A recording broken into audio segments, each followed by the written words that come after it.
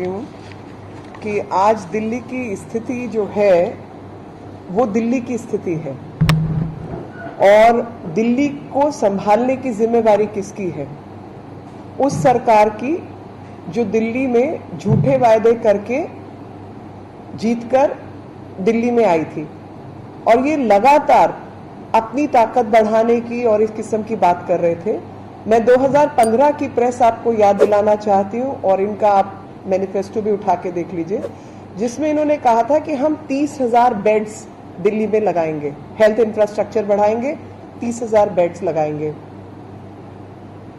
लेकिन हाईकोर्ट में जब मामले सामने आए तो पता चला कि दिल्ली को आज तक, और वो भी पिछले साल मिलाकर जब केंद्र सरकार का इनके ऊपर प्रेशर था और अमित भाई गृह मंत्री के रूप में लगातार पिछले साल संभाल रहे थे दिल्ली को, तो 354 बेड ऐड किए गए थे, सिर्फ 354।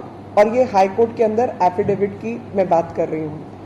प्राइमरी हेल्थ सेंटर्स और जो डिस्पेंसरी जिसको कहा जाता है वो म्यूनिसिपल कॉरपोरेशन चलाती है, जो कि इनके आने से पहले दिल्ली में उसकी संख्या 265 थी। वो 265 की संख्या घटकर आज 230 रह गई है। और एमसीडी जो लोग डेंगू ब्रीडिंग, मलेरिया ब्रीडिंग के लिए काम करते हैं, उनकी तनख्वाहें देने का काम इनका है। अगर 500 करोड़ की जरूरत है तो कभी 10% 9 करोड़ दे दिया, कभी 10 करोड़ दे दिया, कभी 7 करोड़ दे दिया। इस तरीके की ये हरकतें लगातार कर रहे हैं। और केंद्र सरकार ने अब तक इनको पिछले 2 साल का मैं ब्यौरा खास तौर पे देना चाहती हूँ कि केंद्र सरकार ने इनको 1116 और 1120 करोड़ रुपया दिया है। 1116 दिया पिछले साल और 1120 करोड़ दिया इस साल। तो जब भी बात आती है कि हम केंद्र सरकार के साथ मिलकर दिल्ली को सुधारना चाहते हैं, तो बिना एमसीडी के आप दिल्ली को सुधारना चाहते हैं। खास तौर पे कोरोना की अगर आप बात करें तो म्यूनिसिपल कॉरपोरेशन के एक एक डॉक्टर, एक एक सफाई कर्मचारी, एक एक नर्सिंग स्टाफ दिल्ली की सेवा में लगे हुए हैं और उनके ऊपर कब्जा तो आप कर लेते हैं, लेकिन उनकी देखरेख की बात आती है तो आप प्रोविजन उनका नहीं करते हैं। जो वैक्सीनेशन ड्राइव है उसमें एमसीडीज अब तक 150 सेंटर्स चला रही थी। एक तरफ वैक्सीनेशन का हल्ला किया हुआ है और दूसरी तरफ 60 वैक्सीनेशन सेंटर्स को बंद कर दिया है और लगातार एडवर्टीजमेंट आ रहा है दिल्ली में यूनिवर्सल वैक्सीनेशन जो है वो अरविंद केजरीवाल प्रोवाइड करने वाले हैं। ना तो अभी तक कोई ग्लोबल टेंडर किया है, ना कहीं से वैक्सीन का प्रावधान किया है। झूठ मूठ के 4 चिट्ठियां दिखाते हैं, ये वाली इस तरीके की 4 चिट्ठियां। वो परचेज ऑर्डर है क्या? 26 तारीख को तुम एक चिट्ठी लिखते हो कि हमें ये खरीदना है। आपने क्या खरीदना है, क्या उपलब्धि है, क्या रेट है, क्या चीज है, ये परचेज ऑर्डर है 26 तारीख को। उत्तर प्रदेश की सरकार ने तो ग्लोबल टेंडर फ्लोट कर दिया। आप टेंडर की कॉपी दिखाओ, हिम्मत है तो टेंडर की कॉपी दिखाओ ना। असलियत में तो लोगों को लगातार धोखा देना ही इनकी आज की तारीख में रणनीति रह गई है। आप बात करो आईसीयू बेड्स की, तो दिल्ली के अंदर आईसीयू बेड्स की संख्या कतई नहीं बढ़ी है और जो प्रधानमंत्री रिलीफ फंड के वेंटिलेटर्स आए थे, केवल वही वेंटिलेटर्स दिल्ली इस्तेमाल कर रही है। उसके अलावा एक भी वेंटिलेटर पिछले साल में नया नहीं खरीदा गया। और ऑक्सीजन सिलेंडर के ऊपर कोई 1-1.5 करोड़ रुपया खर्चा था, शायद वही ऑक्सीजन सिलेंडर है जो इनके एमएलएस के घर से बरामद हो रहे हैं। और नहीं तो ऑक्सीजन की भी किल्लत आज भी अस्पतालों को आप देखिए। ये जैसे ड्राउट सिचुएशन थी ना, मैं आपको वापस अमर्त्य सेन की थ्योरी पे लेके जाना चाहती हूँ कि ड्राउट कंडीशन के अंदर जो भुखमरी पैदा होती है, वो भुखमरी पैदा इसलिए नहीं हुई कि अनाज नहीं है, भुखमरी पैदा हुई कि जिनको जरूरत है उन तक पहुंचाने की व्यवस्था नहीं है। ठीक उसी तरीके से दिल्ली के अंदर ऑक्सीजन की हालत इन्होंने कर रखी है। मित्रों, मैं आपको कुछ कागजों से अवगत कराना चाहती हूँ कि लगातार आप इनकी शातिरपंथी देखिए। दिल्ली संभालना काम केंद्र सरकार का या दिल्ली सरकार का है? और दिल्ली सरकार का बजट कितना है? 10,000 crore, 9,959 to be precise, but 10,000 crore. 10,000 crore रुपया कहां गया कोई पूछे? जो 2.5 लाख का पोर्टा कैबिन डलता है उसके ऊपर 35 लाख खर्चा गया है। और वो पैसे जो खर्चे गए हैं उनके अंदर आज तक आप एक वैक्सीनेशन सेंटर नहीं चला सकते, क्योंकि वहां पर ना तो लोगों को अलग बिठाने की व्यवस्था है, ना वहां पर उस तरीके के प्रावधान है। वो सब काम आज एमसीडी की प्राइमरी हेल्थ सेंटर ही कर रहे हैं, जिनकी आपने संख्या कम कर दी है, जिनके पास डॉक्टर, नर्सेस और अन्य व्यवस्थाएं हैं, पैरामेडिक्स हैं और सब व्यवस्थित तरीके से काम हो रहा है। मोहल्ला क्लिनिक तो फ्रॉड है, सारी जनता देख रही है, कोर्ट भी देख रहे हैं। तो मुझे एक याद आता है एक जोक, जिसके अंदर कि कोर्ट पूछता है कि भैया ऑक्सीजन दिल्ली ने को केंद्र ने देनी है, अस्पताल जैसे राधा स्वामी सत्संग के अंदर हुआ या डीआरडीओ हुआ, अस्पताल भी केंद्र सरकार ने बना के देने हैं, उनको चलाने का स्टाफ भी आईटीबीपी और मेडिकल ऑफिसर जो है आर्मी से आएंगे, और ऑक्सीजन भी केंद्र सरकार आपके पास पहुंचाएगी, क्योंकि आपने एक भी प्लांट नहीं लगाया। 8 प्लांट केंद्र सरकार ने लगाने थे, प्रधानमंत्री पीएम केयर्स के जो पैसे थे आपने उसका इस्तेमाल नहीं किया। और तो फिर आप क्या करोगे, आपकी क्या जिम्मेवारी है? बोला मरीज तो हमारी जिम्मेवारी है ना जी, तो जो बीमारी फैली है वो जिम्मेवारी इनकी है, बाकी कोई व्यवस्था इनकी जिम्मेवारी नहीं है। और ठीक यही सटीक स्थिति दिल्ली की इन्होंने बना रखी है। और जब आप ऑक्सीजन कांड इनका बेनकाब करते हो, आप दिल्ली को बताते हो कि किस तरीके से इनके अपने एमएलए और इनके भक्त लोग जो इनके फंडर्स हैं वो लोग इन्वॉल्व हैं दिल्ली के अंदर ऑक्सीजन यूनिट्स को, ऑक्सीजन की सप्लाई में कमी की वजह वो लोग हैं, सप्लाई चेन मैनेजमेंट इनका गलत है, और लगातार झूठ मूठ की कहानी ये लोग कर रहे हैं। और जब भी बात आती है कि हम ऑक्सीजन का ऑडिट करेंगे तो ये भागना चाहते हैं ऐसे विषय से, ना पैसों के ऑडिट की बात करते हैं ना ऑक्सीजन के ऑडिट की बात करते हैं, क्योंकि ये जानते हैं कि मोहल्ला क्लिनिक की तरीके से ऑक्सीजन का भी ये फ्रॉड दिल्ली के साथ कर रहे हैं।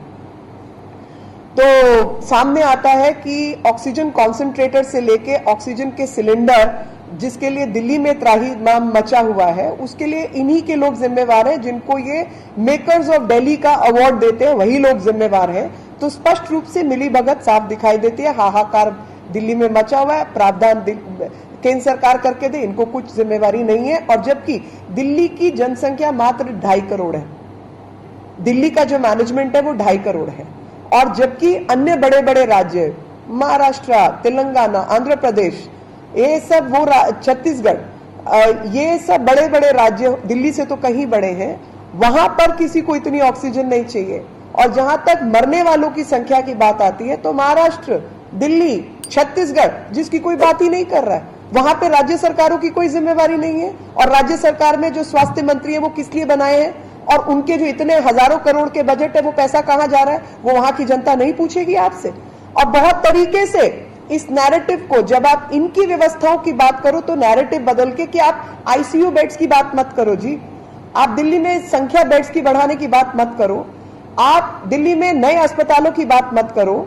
और मैं आपको वो भी संख्या देना चाहती हूं कि दिल्ली के अंदर हरीशचंद्र अस्पताल है नरेला में, जिसमें 350 बेड्स लग सकते हैं, लगे हुए हैं, मतलब प्रावधान है 350 का, सिर्फ 130 शुरू हुए हैं। सुपर स्पेशलिटी हॉस्पिटल है जनकपुरी में, जिसमें 285 बेड्स हैं, और पिछले 13 साल से ये अस्पताल तैयार है। जिस भी मेडिकल सुपरिंटेंडेंट ने कहा कि आप यहाँ पे व्यवस्थित करके 285 बेड को चालू करो, उसी को इन्होंने 3-4 ऐसे एमएस हुए, उन्हीं को ट्रांसफर आउट कर दिया, उनको वहां से बाहर भेज दिया, जबकि एमआरआई, कैट स्कैन सब तरीके की फैसिलिटी यहाँ पर उपलब्ध है। और सिर्फ 15 बेड्स शुरू किए गए हैं और आज तक अप्रूवल नहीं दिया गया है। द्वारका के अंदर सेक्टर 9 के अंदर 1785 बेड का अस्पताल है और तीन साल हो गए और उसमें आज तक कुछ भी नहीं किया गया। 45,000 करोड़ रुपया इनके हाथ में था पिछले 5 साल के अंदर, उस 45,000 करोड़ का कोई हिसाब नहीं है। और 8 तारीख को जो शुरू करना था, आज 11 तारीख हो गई है। मैं आपको चैलेंज के साथ कह रही हूं कि द्वारका सेक्टर 9 के अस्पताल की आप स्थिति जाकर देखिए, एक मरीज उसके अंदर भर्ती नहीं हुआ है, जो 8 तारीख को शुरू होना था। वैक्सीनेशन की जब आप ये सब सवाल उठाते हैं तो बात करते हैं वो लोग वैक्सीनेशन की।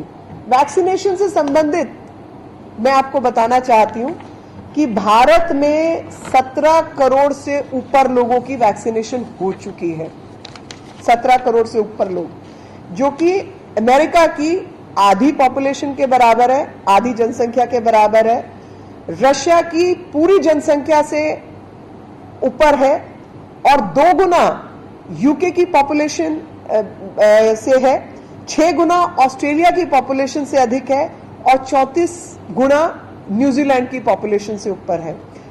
तो इसका मतलब ये हुआ कि भारत पूर्ण प्रयास कर रहा है सभी लोगों को वैक्सीनेट करने का। अब आता है वैक्सीनेशन पॉलिसी। खैर आज की तारीख में तो वैक्सीनेशन पॉलिसी की बात नहीं की जाए तो ठीक है, लेकिन वैक्सीनेशन पॉलिसी जो भारत सरकार ने शुरू की, सबसे पहले जो कोरोना वॉरियर्स हैं उनको वैक्सीन लगे, यानी आपके डॉक्टर्स, नर्सेज और अन्य लोग जो कोरोना ड्यूटी करते हैं। आप अंदाजा लगाइए कि अगर उनको सबसे पहले वैक्सीन नहीं लगी होती तो अस्पताल में आपके पास लोग नहीं होते आपका ध्यान रखने के लिए।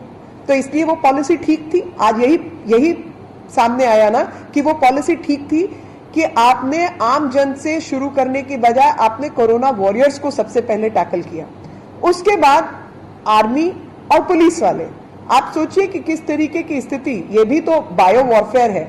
ये जो कुछ आपके साथ देश भर में हो रहा है ये एक जैविक युद्ध है आपके साथ, और उसके अंदर अगर आपकी आर्मी, आपकी पुलिस और अन्य ऐसे जो सीएपीएफ आदि के लोग हैं, अगर उनके पास उनको वैक्सीनेट नहीं किया होता तो आप सोचिए क्या स्थिति होती। आपके पास तो मारकाट मच गई होती। और आपने उसी वैक्सीनेशन के तहत उन लोगों को पहले वैक्सीनेट करने का प्रावधान किया। उसके बाद आप आते हैं आमजन के ऊपर कि 60 साल की उम्र से ऊपर वाले यानी सीनियर सिटीजन। आप संख्या देखिए मरने वालों की। जो लोग अस्पताल में आज तक पीड़ित अवस्था में हैं, वो कौन लोग हैं? वो अधिकतर लोग 60 साल की उम्र से ऊपर वाले लोग हैं। यानी 60 साल की उम्र से ऊपर वाले लोग अगर पहले वैक्सीनेट सबके सब हो गए होते तो ये स्थिति नहीं बनती। मगर उस समय यही विपक्ष के लोग वैक्सीन के विरुद्ध युद्ध में लगे हुए थे। युद्ध ये नहीं था कि हम लोग इकट्ठे होकर पहले 60 से ऊपर वालों को वैक्सीनेट करवा दें। युद्ध ये था कि ये हिंदुस्तानी वैक्सीन चलनी नहीं चाहिए। आप फाइजर को अलाउ करो, आप इसको लेके आओ, उसको लेके आओ, और अपनी वैक्सीनेशन पॉलिसी के तहत लोगों के मन में भ्रम पैदा करने का काम इन्हीं लोगों ने किया। और इनकी आप पुरानी टेप्स निकाल के देख लीजिए, इन्होंने किस तरीके की अवस्था पैदा की। उसके बाद भारत सरकार ने कहा कि अच्छा अब 60 वाला हो गया तो अब 45 से ऊपर वाले लोगों को वैक्सीनेट किया जाए। वो भी पॉलिसी ठीक थी, क्योंकि जितने लोग 45 के ऊपर जाते, ये उम्र वो होती है जिसमें शुगर, डायबिटीज आदि की शुरुआत होती है, और अधिकतर लोगों को ये पता भी नहीं होता कि मैं डायबिटिक हूं या मेरे अंदर वो सिंड्रोम पैदा हो रहे हैं। और डायबिटीज का कोरोना का बिल्कुल सीधा संबंध है। कई बार तो कोरोना कारण भी बन रहा है और कई जगह पे जो डायबिटिक लोग हैं उनको ज्यादा इसका इम्पैक्ट भी हो रहा है। तो ये जितनी चीजें थी ये बिल्कुल ठीक थी। लेकिन जब ये सब व्यवस्थाएं चल रही थी, दिल्ली सरकार किसमें बिजी थी? क्या काम कर रही थी दिल्ली सरकार? दिल्ली सरकार आबकारी नीतियों को बदलने में लगी हुई थी। दिल्ली सरकार 21 साल से ऊपर वालों को शराब बांटने में लगी हुई थी।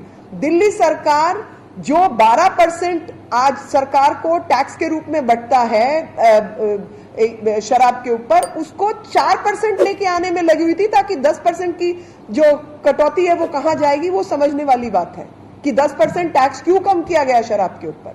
लेकिन दिल्ली सरकार की प्रायोरिटी कोरोना से लड़ना, अस्पतालों में ऑक्सीजन के प्लांट लगाना या बाकी व्यवस्थाएं करना कभी थी ही नहीं। ना कोई आईसीयू बेड लगा, ना कोई वेंटिलेटर आया, ना कुछ हुआ। और जब सर पे संकट आ गया तो सब केंद्र सरकार संभालो, क्योंकि सुप्रीम कोर्ट और हाई कोर्ट दिल्ली के अंदर है। बड़े राज्य तो है नहीं, आप सीधा सुप्रीम कोर्ट पहुंचेंगे, सीधा हाई कोर्ट जाएगी, केंद्र सरकार यहां पर है। तो सारा का सारा बर्डन जो अपना काम है वो आप इनके ऊपर शिफ्ट कर दो और काम आपको ढीले का करने की आवश्यकता नहीं है। जहां तक वैक्सीनेशन पॉलिसी की आगे बात है, झूठ देखिए, झूठ कैसे बोलते हैं कि हमने विदेशों को वैक्सीन दी। अरे भैया, एस्ट्राजेनेका नाम सुना है आपने कभी? एस्ट्राजेनेका जो वैक्सीन है उसी का नाम कोविशील्ड है। एस्ट्राजेनेका ऑक्सफोर्ड, यानी ये लाइसेंस यूके का लाइसेंस है जिसके तहत आप वैक्सीन बना रहे हैं। कुछ कॉन्ट्रैक्चुअल टर्म्स नाम की जरूर चीज होती है ना, कि जिससे आपने लाइसेंस लिया, अगर आपका उसके साथ कॉन्ट्रैक्ट है आपको उसको देना नहीं है। उसके बाद आपकी इंटरनेशनल ऑब्लिगेशंस होती है। WHO को अगर आपने वैक्सीन दिया, UN को वैक्सीन दिया, तो UN के अंदर 6,500 से ज्यादा भारतीय जो है काम कर रहे हैं जिनको आपने वैक्सीन दी है, और मात्र 12%। अगर आप हिसाब देखेंगे तो 11 मई को हिंदुस्तान ने 11 मई तक मतलब, और अब तो खैर मई में कुछ एक्सपोर्ट हुआ ही नहीं है, 6 लाख के आसपास वैक्सीन जो है वो भेजे गए, और इससे 3 गुना अधिक वैक्सीन हिंदुस्तान के अंदर लग चुके हैं। यानी हिंदुस्तान की प्रायोरिटीज बिल्कुल ठीक थी जब ये महामारी भी नहीं थी, और जब से ये महामारी आई तो कोई वैक्सीन एक्सपोर्ट नहीं हुआ है। और जो एक्सपोर्ट हुए उसमें 1 लाख के आसपास जो डोजेज हैं वो भारत सरकार ने एड के रूप में दिया है, और इस एड का भी 77 से ऊपर प्रतिशत जो है भारत के आसपास के देशों को दिया गया है। उसका कारण समझिए, एक एपिडेमियोलॉजी नाम की चीज होती है कि एपिडेमिक्स की किस तरीके से बीमारी फैल रही है। अगर आसपास सुरक्षित नहीं होगा तो आपको लगता है भारत सुरक्षित होगा? आज आपको क्या लगता है कि भारत की चिंता पूरे विश्व को है? उसका कारण ही ये है कि अगर वायरस भारत में जिंदा रहता है का मतलब बाकी लोग नहीं मरेंगे, वो सब जगह फैल सकता है। तो भारत को अगर अपने आप को सुरक्षित करना है तो आसपास के इलाके को भी सुरक्षित करना होगा। तो एड के रूप में 77% से अधिक, 78-89% जो है वो भारत के इर्द गिर्द के जो देश हैं, भारत के जो पड़ोसी मित्र हैं, उनको दी गई है। और 54% जो एक्सपोर्ट किया गया है, जो 84% मतलब 16% एक्चुअली एड के रूप में गया। बाकी एक्सपोर्ट होने वाली 84% जो वैक्सीन है उसके 2 खंड हैं। पहला खंड है जिसमें 54%, 3,57,000 वैक्सीन के जो डोजेज हैं वो कमर्शियल सप्लाईज के रूप में भारत बायोटेक और इनके गए हैं, और जो 30% है इसका वो गया है WHO आदि को। WHO के विषय में मैं पहले आपको बता चुकी हूँ, और कॉन्ट्रैक्चुअल ऑब्लिगेशंस के बारे में भी मैं आपको बता चुकी हूँ। तीसरी चीज आपको समझनी होगी, जब इसके इंग्रेडिएंट्स हैं, मतलब हम लोग दूसरे देशों से मांग करते हैं कि आप हमें वैक्सीन बनाने के इंग्रेडिएंट दीजिए। यूएस ने जैसे बीच में मना किया कि हम नहीं देंगे, तो आप उस पे हम उनसे मांग सकते हैं कि आप हमें हर हालत में प्रोवाइड कीजिए। हम आगे मना कर सकते हैं कि हम वैक्सीन नहीं देंगे? ऐसा हो सकता है क्या? और इस तरीके की जो अव्यवस्थित चीजें हैं, मतलब सऊदी अरब जहां पे भारत 12.5%, जो कि भारत का एक बहुत बड़ा भारतीय वर्ग जो है वो सऊदी अरब में रहता है, 12.5% उनको गई है। और एस्ट्राजेनेका, ऑक्सफोर्ड एस्ट्राजेनेका के बारे में आपको बताया कि ये उन्हीं का है। तो जहां तक टेक्निकल बात है उसमें तो बहुत स्पष्ट है कि when we are requiring vaccine, when we require vaccine ingredients from other countries, can we tell those countries we will not give you the vaccine? There's something called contractual obligation. Plus, there are IPR obligations also. We are under license from other countries, and we are making vaccines for them. So we have to have certain kind of responsibility. If you are not going to comply with your responsibility, nobody is going to give you the license further. In fact, in this case, you must understand that how Prime Minister of India had to intervene to have a word with the UK Prime Minister so that the Oxford AstraZeneca vaccine can be retained right now. Otherwise, we will be violating the contractual obligation and they could revoke the license itself. Now, the strategy is very clear.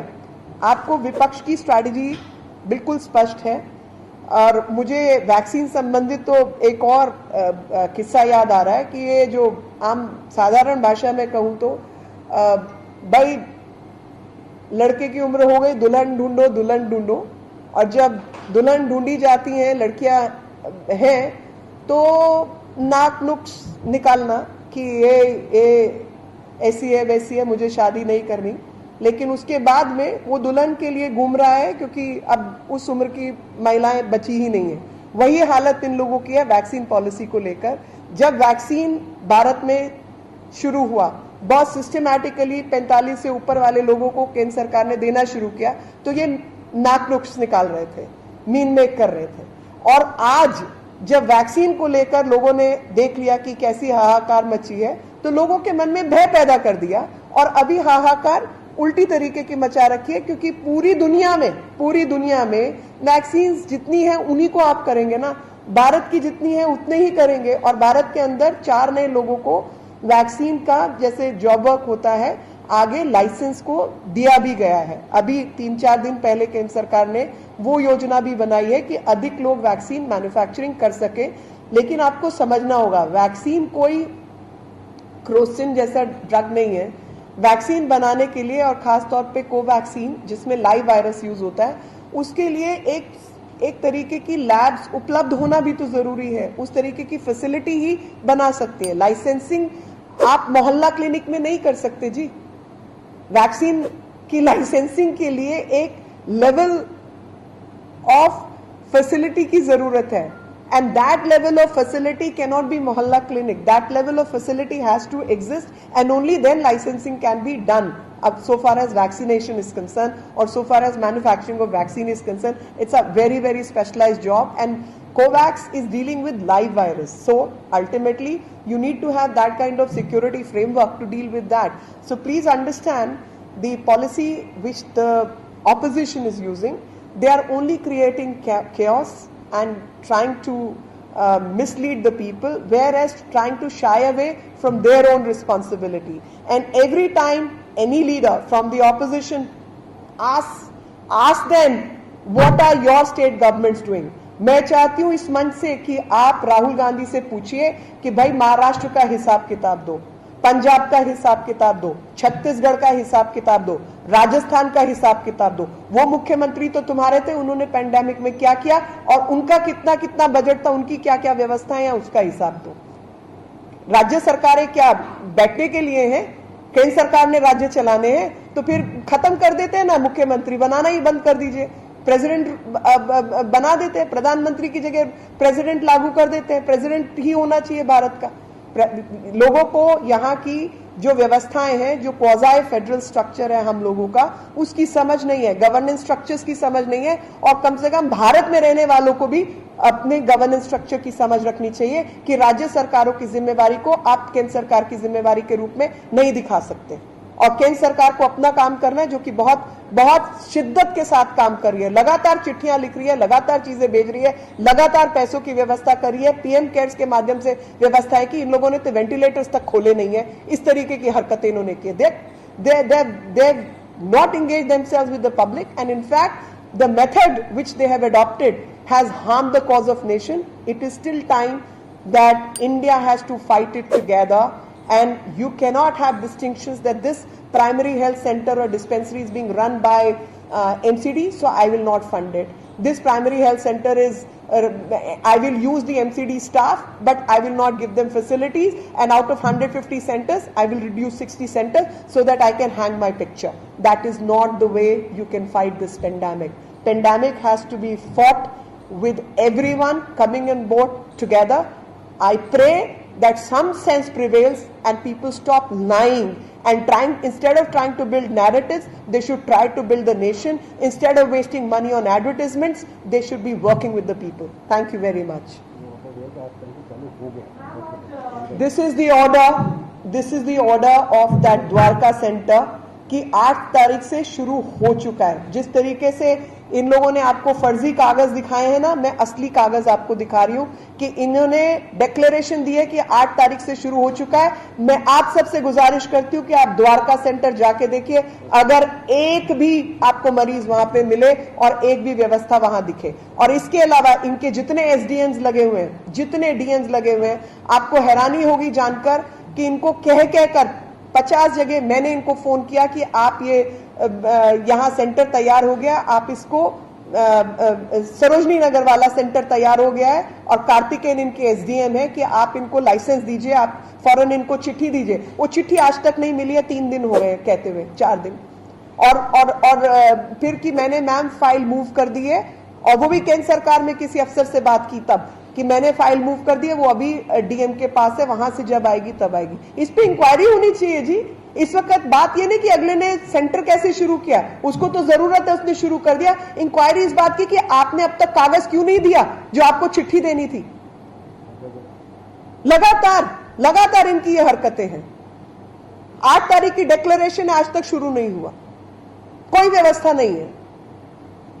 वो चलाने के लिए भी केंद्र सरकार आएगी। आप दे दीजिए सांसदों को, हम लोग कर देंगे। हम सब अपने अपने क्षेत्र का देख लेंगे। एमएलए कोई दिख रहा है आपको? स्वास्थ्य मंत्री दिखा है आपको? मुख्यमंत्री कुछ और कहता है, उप मुख्यमंत्री कुछ और कहता है, मुख्यमंत्री कुछ और कहता है, एक प्रवक्ता बना रखे इन्होंने अपने एमएलए राघव चड्डा, वो कुछ और कहते हैं। 24 घंटे नाटक। लेटर ऑफ इंटेंट और लेटर ऑफ कॉन्ट्रैक्ट में जब एक आईआरएस ऑफिसर यही डिफरेंस समझ पा रहा है और जो नोडल ऑफिसर जिसको बनाया गया नोडल मंत्री है जो दिल्ली सरकार का, क्या आप उसकी इस्तीफे की मांग करते हैं कि नोडल ऑफिसर चेंज किया जाए दिल्ली सरकार की? अरे मैं तो आपको बता रही हूं कि नोडल ऑफिसर जो है, जो इन्होंने नोडल ऑफिसर बनाया है और जो बाकी नोडल ऑफिसर्स लगे हुए हैं, आप फोन कीजिए। अभी मैं करती हूं फोन। फोन उठ जाए तो बात कह दीजिएगा। करिए फोन आप। इन्होंने हम लोगों के फोन नंबर सारे चारों तरफ चला दिए थे ना, उनको वायरल किया था ना। हमारे फोन आज भी चल रहे हैं, आज भी मेरा फोन चल रहा है, 24 घंटे चलता है। और दिल्ली नहीं बल्कि दिल्ली के आसपास वाले भी आज हवाला देते कि आपका नंबर हमें व्हाट्सएप में मिला, आप हमारी ये मदद कीजिए, वो मदद कीजिए। जहां तक हो सकता है करते हैं, उस एरिया के लोगों को बोलते हैं। मगर आप बताइए इनके एमएलए कहां है?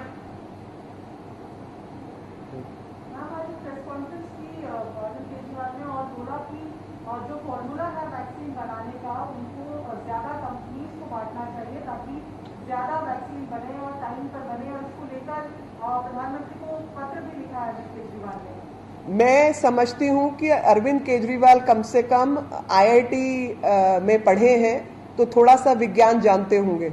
अब वहां भी कोई फर्जीवाड़ा करके घुसे हो तो मुझे नहीं मालूम, लेकिन अगर विज्ञान जानते हैं और समझते हैं तो इनको ये समझ होनी चाहिए कि जो लाइसेंसिंग पॉलिसी होती है, वो खास तौर पे जब आप लाइव वायरस आदि से डील कर रहे होते हैं, तो उसके लिए कुछ फैसिलिटी, कुछ बेसिक इंफ्रास्ट्रक्चर की जरूरत होती है। उस तरीके का इंफ्रा जहां होगा लाइसेंस आप उसी को दे सकते हैं ना।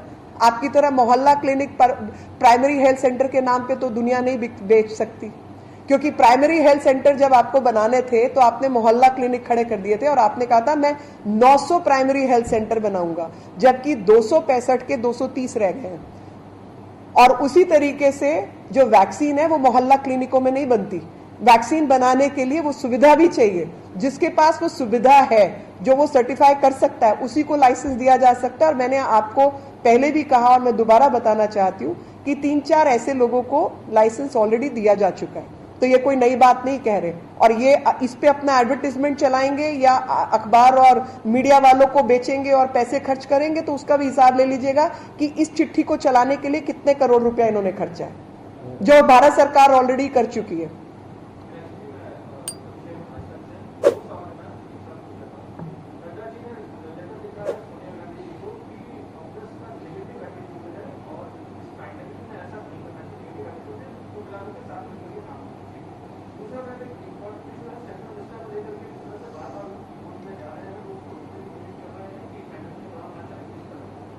देखिए, दो विषय हैं। कांग्रेस का नेगेटिव एटीट्यूड है तो आपको सबको दिख ही रहा है, और उसमें लगातार मैं 2 कंपनीज की और 2 लोगों की खास तौर पे बात करना चाहती हूँ। इसलिए नहीं कि मुझे उन कंपनीज से कोई नुकसान है या कोई पर्सनल जाति दुश्मनी है। फाइजर को बढ़ाने के लिए इन्होंने हाथ पैर बहुत मारे हैं, और बायोएनटेक।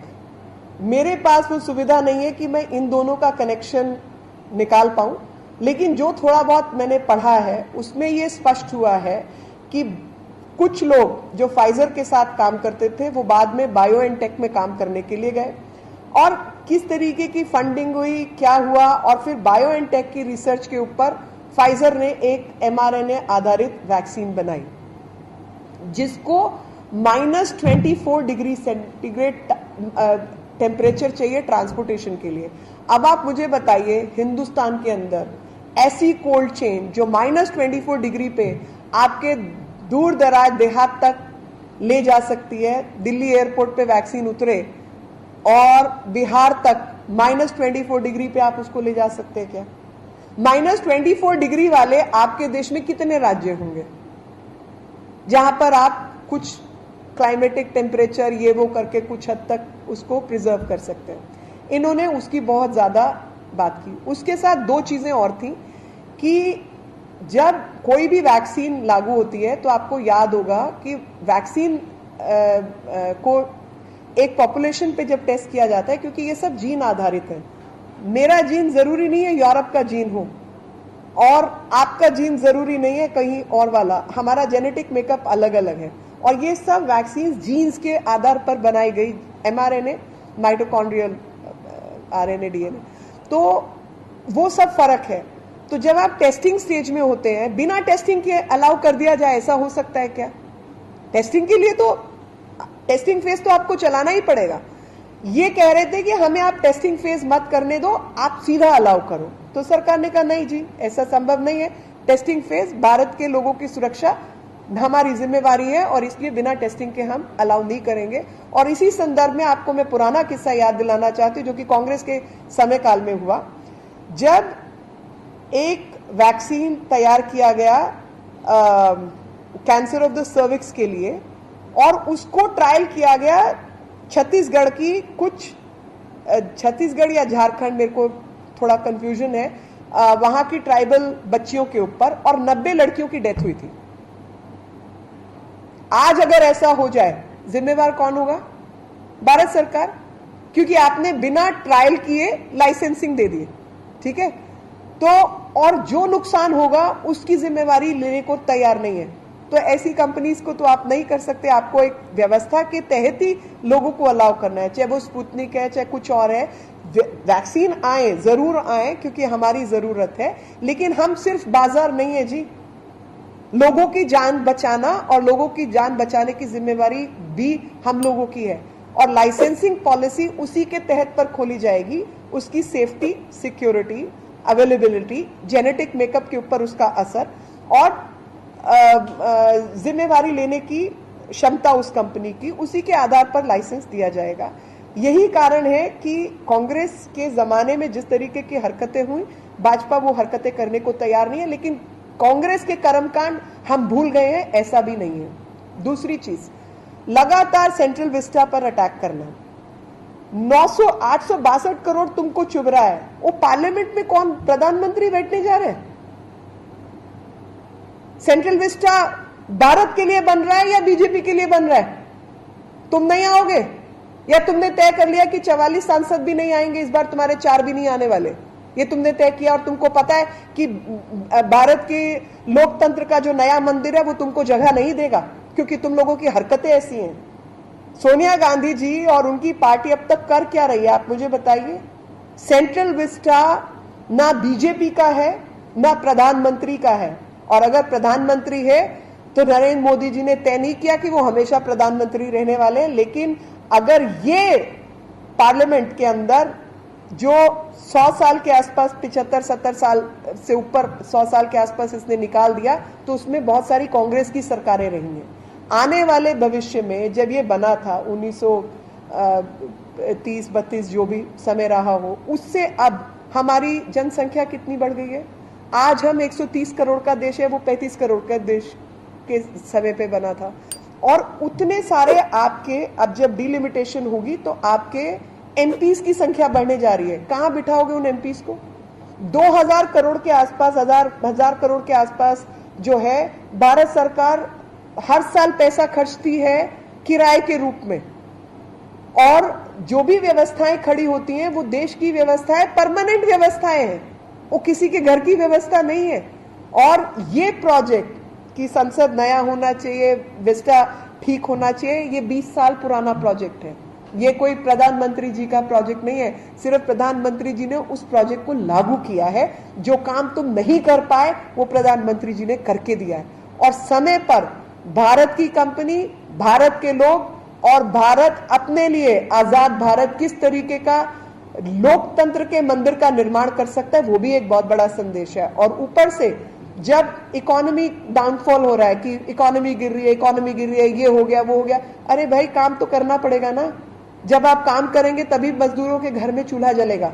तो काम करके लोगों का घर भी चले, इकोनॉमी को भी बूस्ट मिले और आने वाले नए भारत का नया लोकतंत्र का मंदिर तैयार हो, इसकी तैयारी है। तो जो लोग सेंट्रल विस्टा के ऊपर गुमराह कर रहे हैं वो बताएं कि एमएलएस के लिए 900 करोड़ का किस लिए आप जो है प्रावधान करके महाराष्ट्र के अंदर मकान बनवा रहे हो। आपने भी वैक्सीन को लेकर कहा कि देश में हमारे 17 करोड़ के आसपास लोगों को वैक्सीन लगा, तो बहुत अच्छी बात है कि लोगों को वैक्सीन ज़्यादा से ज़्यादा लोगों को मिलेगी। और आपने तमाम देशों के साथ तुलना भी करी जनसंख्या के आधार को लेकर, लेकिन वहाँ के सरकारों ने जैसे अमेरिका हो या रूस हो, दूसरे देश हो, वहाँ पे बेरोजगारी भत्ता दिया गया था उन लोगों को जिनकी नौकरियाँ छूटी थी, लेकिन हमारे देश में जिन लोगों को नौकरियाँ छूटी या बेरोजगारी भत्ता छोड़ी थी तो ये तो नहीं पूछा है कि अगर आपकी नौकरी चली गई है तो आपका गुजारा कैसे चलेगा। देखिए आप, हाँ नहीं, आप क्या चाहते हैं कि हम नकली नोट छापना शुरू कर दें? और अमेरिका ने अभी कुछ नोट छापे हैं, अपने देश का जो सीधे तौर पे इन्फ्लेशन जो है वो ट्रांसपोज कर दिया सबके ऊपर। आप चाहते हैं कि इन्फ्लेशन बढ़ाया जाए? 90 करोड़ लोगों को जो खाने की व्यवस्था की गई है वो भी उसी भत्ते का रूप है। आप ये मत भूलिए, भत्ता केवल हाथ में देने से नहीं होता, और बहुत सारे राज्य, हरियाणा ने कुछ पैसों का प्रबंध किया, कुछ और राज्य, तो राज्य सरकारें फ्री हैं देने के लिए, किसी को नहीं रोका।